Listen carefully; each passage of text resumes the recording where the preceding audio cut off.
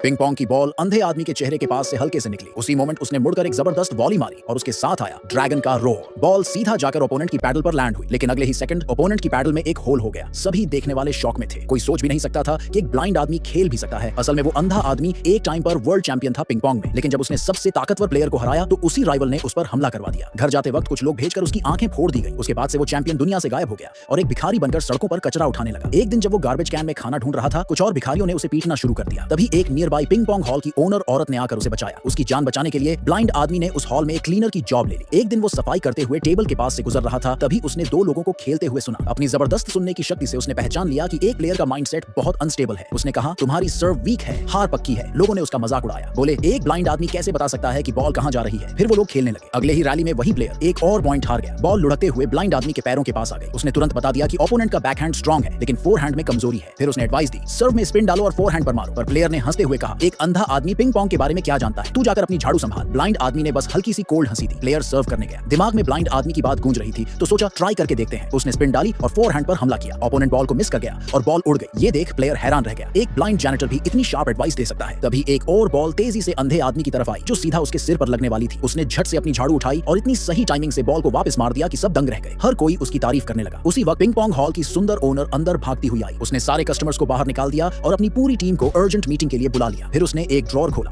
और उसमें से बैंक कार्ड्स का एक बड़ा सा बंडल निकालकर सबके सामने रख दिया। उसने अनाउंस किया कि आज से पिंग पोंग हॉल बंद किया जा रहा है, क्योंकि एक पुराना ट्रेडर एक प्रोविंशियल चैंपियन को लेकर वापस आया है उन्हें चैलेंज करने। अगर वो हार गए तो पूरा हॉल देना पड़ेगा। उसे पता था कि उसकी टीम प्रोविंशियल लेवल के चैंपियन से नहीं जीत सकती, इसलिए उसने अपना सारा जमा पैसा सबको देने का फैसला किया। और उसकी टीम कई सालों से उसके साथ थी और उन्होंने कसम खाई कि हॉल के आखिरी दिन तक साथ देंगे। लेकिन ओनर ने कहा कि वो उनकी जिंदगी खराब नहीं करना चाहती, इसलिए सबको जाने के लिए कहा। फिर उसने एक स्पेशल बैंक कार्ड ब्लाइंड आदमी को दिया और कहा कि उसकी जिंदगी सबसे मुश्किल होने वाली है, इसलिए उसे ये पैसा लेना ही होगा। ब्लाइंड आदमी को वो दिन याद आया जब इस औरत ने उसकी जान बचाई थी। वो चाहकर भी हॉल की तबाही चुपचाप नहीं देख सकता था, लेकिन फिर भी उसने कार्ड ले लिया। ये देखकर सबने उसे गालियां देना शुरू कर दिया। मैनेजर तो उसे मारने तक आ गया, पर ओनर ने बीच में आकर रोका और कहा कि ये पैसा उसका हक है। उसी वक्त ट्रेडर अपने पूरे टीम के साथ हॉल में घुसा। उनका मेन प्लेयर था दुनिया का तीसरे नंबर का पिंग पोंग खिलाड़ी। ट्रेडर ने कहा कि अगर उसकी टीम में से कोई भी एक आदमी उसके प्लेयर को हरा दे तो वो हार मान लेगा। ओनर का सीनियर डिसाइपल सबसे पहले सामने आया, लेकिन वो प्रोविंशियल चैंपियन के सामने टिक ही नहीं पाया। एक भी शॉट वापस नहीं कर पाया और सीधा 11-0 से हार गया। बहुत शर्मनाक हार। ओपोनेंट की खतरनाक ताकत देखकर